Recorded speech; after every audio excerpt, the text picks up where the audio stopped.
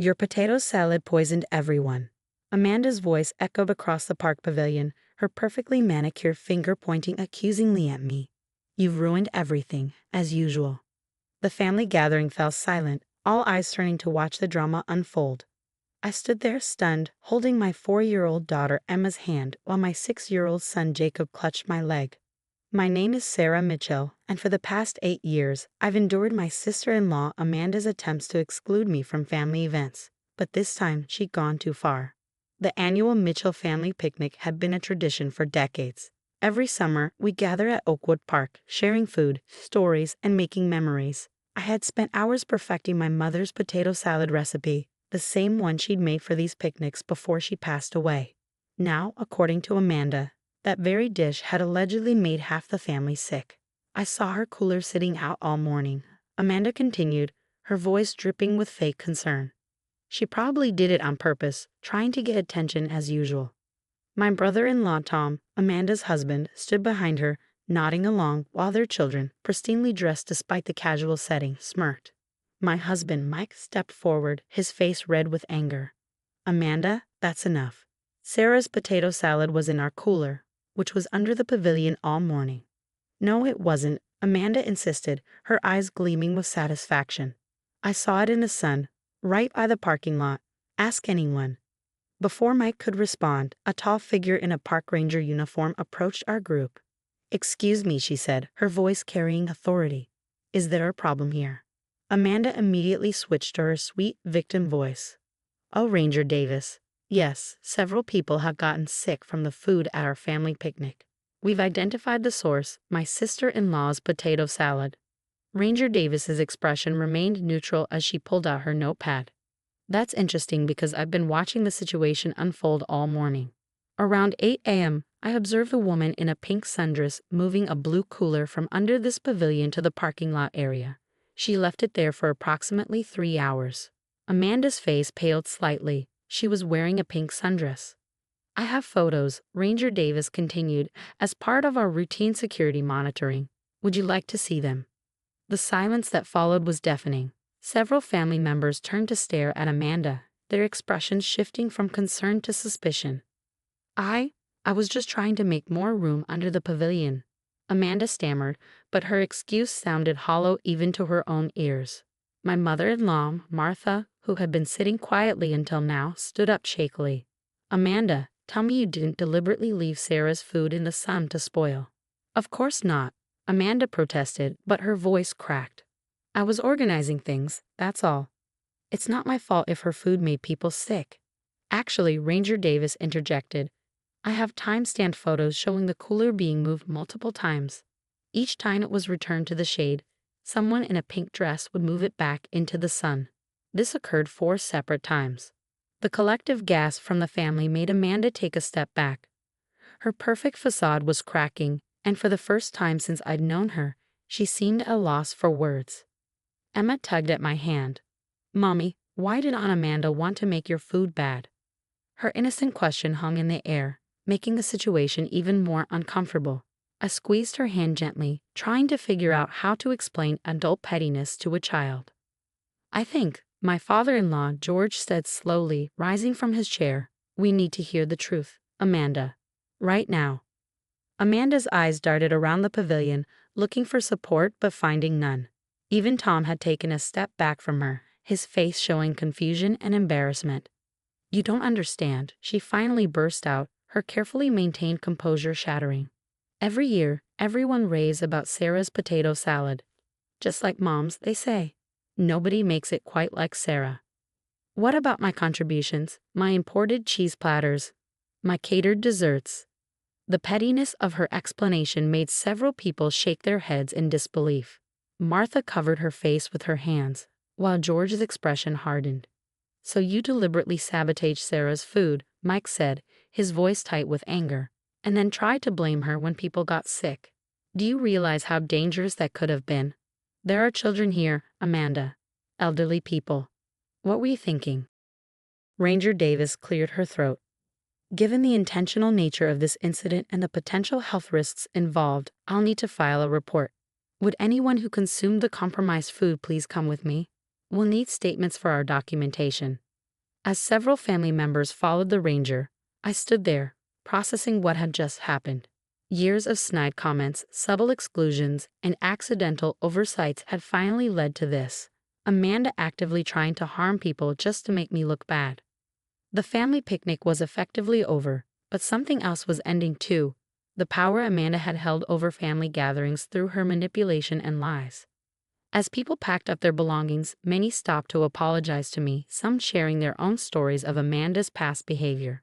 Martha approached me last, her eyes wet with tears. "Sarah, I'm so sorry. I should have seen this coming. I should have stopped her behavior years ago." I hugged my mother-in-law, understanding that she too had been manipulated by Amanda's careful facade.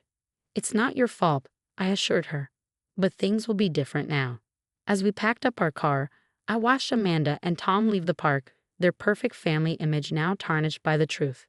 Emma helped me carefully pack away my potato salad container, still half full since no one had actually eaten from it. Amanda's plan had failed before it even started. "Next year," Mike said quietly, squeezing my shoulder, "we'll have the picnic at our house. No more politics, no more drama." I nodded, realizing that sometimes it takes a dramatic event to clear the air and reveal people's true colors. Amanda had finally overplayed her hand, and in doing so, she had lost the very thing she craved most: control over the family's perceptions. The fallout from the picnic incident spread through the family like wildfire.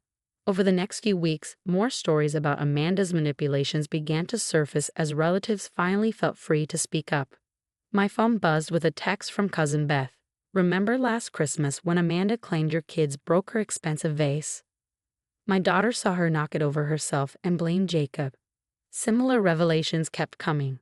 Aunt Susan admitted that Amanda had told her my family couldn't attend her anniversary party because we had COVID, a complete lie. Uncle Peter revealed that Amanda had convinced him not to hire my catering service for his daughter's graduation, claiming we had given people food poisoning at another event. One evening, while Mike and I were putting the kids to bed, Martha called in tears. "Sarah, I need to tell you something," she said, her voice shaking.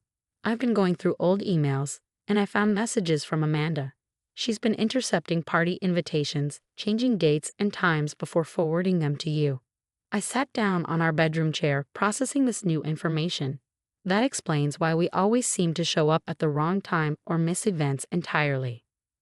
"There's more," Martha continued. "She's been telling everyone that you deliberately exclude yourself from family gatherings because you think you're better than us." Sarah, I feel horrible for believing her. Mike, seeing my expression, took the phone. "Mom, it's not your fault. Amanda's been manipulating everyone for years." After the call, Mike held me as I finally let myself cry. Not from sadness, but from relief. Years of feeling like an outsider, of wondering why we always seem to miss the mark with family events. It all made sense now. The next morning, while I was helping Emma with her breakfast, our doorbell rang. It was Tom, Amanda's husband, looking uncomfortable in his business suit. "Can we talk?" he asked, shifting from foot to foot. I let him in, curious about what brought him to our house so early. The kids were excited to see their uncle, but I sent them to play in the living room while Tom and I sat at the kitchen table. "Amanda's not doing well," he started, staring into the coffee I'd offered him. "The park ranger's report went to her employer. She's been suspended from her job at the children's hospital. They take food tampering very seriously." "I would hope so," I replied, keeping my voice neutral. "She could have seriously hurt someone." Tom ran his hands through his hair, looking suddenly older. I knew she was competitive about family stuff, but this, I never thought she'd go this far. Our kids are asking questions I can't answer. I thought about Tom and Amanda's children, only slightly older than mine. They'd always been taught to look down on their cousins, to maintain their mother's illusion of superiority. "The thing is," Tom continued, "Amanda's been ordered to take counseling sessions. The therapist thinks this goes deeper than just family rivalry. She's always been obsessed with being perfect, with controlling everything. When your potato salad became the family favorite after your mother passed away." He trailed off.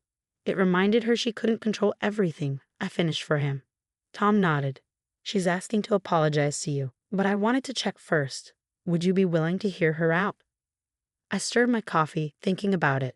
"Tom, I'd appreciate you coming here, but I need time." This isn't just about the picnic. She's been systematically trying to isolate my family for years. I understand, he said, standing up. For what it's worth, I'm sorry. I should have seen it sooner. After Tom left, I found Mike in his home office, already on a call with Martha. They were discussing the upcoming family reunion, traditionally held at Amanda and Tom's house. We need a new location, Martha was saying.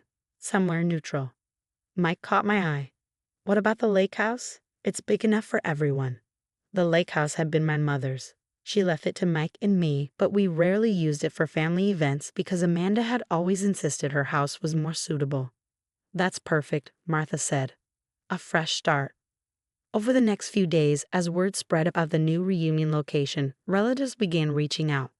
Many offered to help with preparations, sharing stories about how Amanda had discouraged them from visiting the lake house in the past.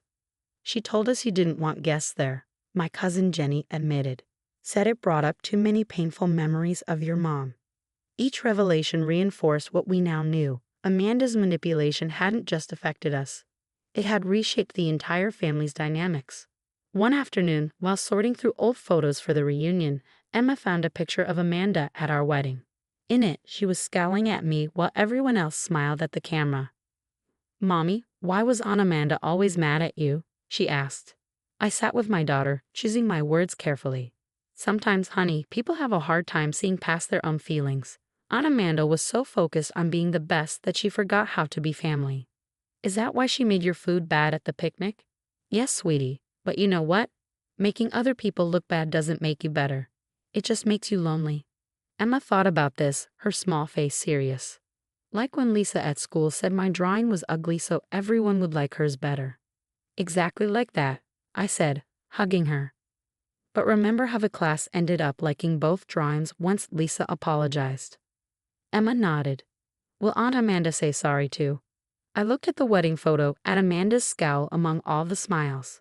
I hope so, honey. Sometimes it takes people a while to learn these lessons. That evening, as Mike and I prepared dinner, he noticed me looking through more old family photos. What are you thinking? He asked, wrapping his arms around me.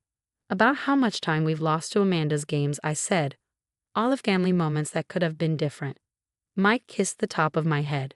Then let's make new memories, better ones.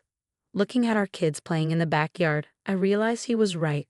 Amanda's actions had cast a shadow over our family for years, but that shadow was finally lifting.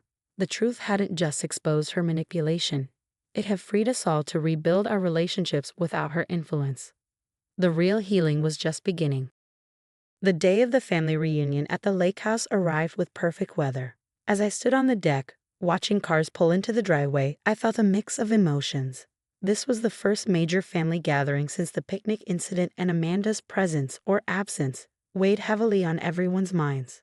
Tom had called earlier in the week to say they would come, but only if I was comfortable with it. Amanda had completed 3 weeks of counseling and wanted to make amends. I agreed, not for her sake, but for the family's healing.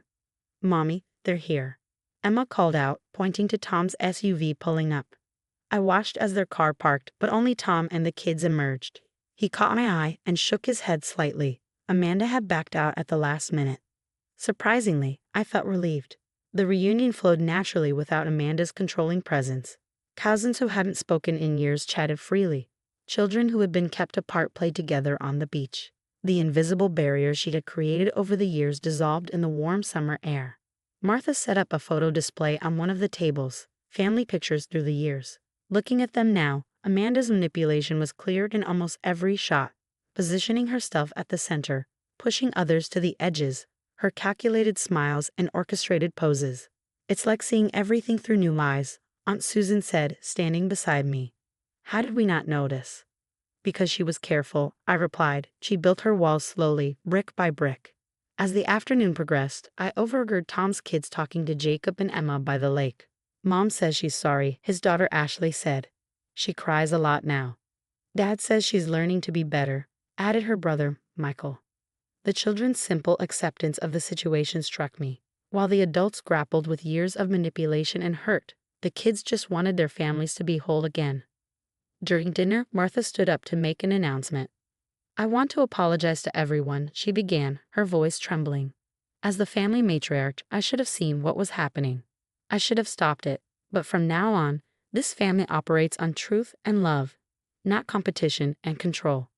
The gathering murmured in agreement. Mike squeezed my hand under the table. As the sun began to set, my phone buzzed with a text from Amanda. "I'm sorry I couldn't come. It was too hard. But I'm glad they're all there. Take care of them." It wasn't the dramatic apology she might have once orchestrated, but its simplicity felt more genuine than any show she could have put on. Later that evening, as families began to leave, the kids collected shells on the beach while the adults cleaned up. Tom helped me pack leftover containers in the kitchen. "She's really trying," he said quietly. "The therapist says she has deep-seated insecurities, probably from her own childhood." Not an excuse, but it helps to understand. I finished for him. "Tell her the door isn't closed, Tom. It's just waiting for her to walk through it honestly." As the last cars pulled away, Mike and I sat on the deck with our sleeping children in our laps, watching the stars reflect on the lake. "Mom would have loved this," Mike said softly. The family together, really together, without the drama. I thought about my mother-in-law's potato salad recipe, the one that had somehow become the catalyst for all this change. "Sometimes it takes something small to break something big," I mused. "Like a potato salad exposing years of manipulation?" Mike chuckled. "Exactly." The next morning, as we packed up to leave, I found a note slipped under the door. It was from Martha. "Sarah, your mother-in-law wasn't just my best friend, she was my voice of reason. When I lost her, I lost that too. I let Amanda fill that void with her control because it was easier than facing the truth. But watching you stand strong, protect your family, and still leave the door open for forgiveness. That's what Mary would have done. That's the voice of reason this family needs now. Love, Martha." I folded the note carefully and tucked it into my pocket. The lake house had always been more than just a property. It was a repository of family memories. Now it had become something else too, a place of healing, of new beginnings. As we drove home, Emma asked, "Can we have more parties at the lake house, Mommy?" "Of course, sweetie. And will Aunt Amanda come next time?" I caught Mike's eye in the rearview mirror. "When she's ready, honey. When she's ready." Sometimes the biggest victories aren't in winning the battle, but in showing others there doesn't need to be a war at all. Amanda's attempts to control and divide the family had ultimately brought us closer together, strengthening our understanding of what really matters.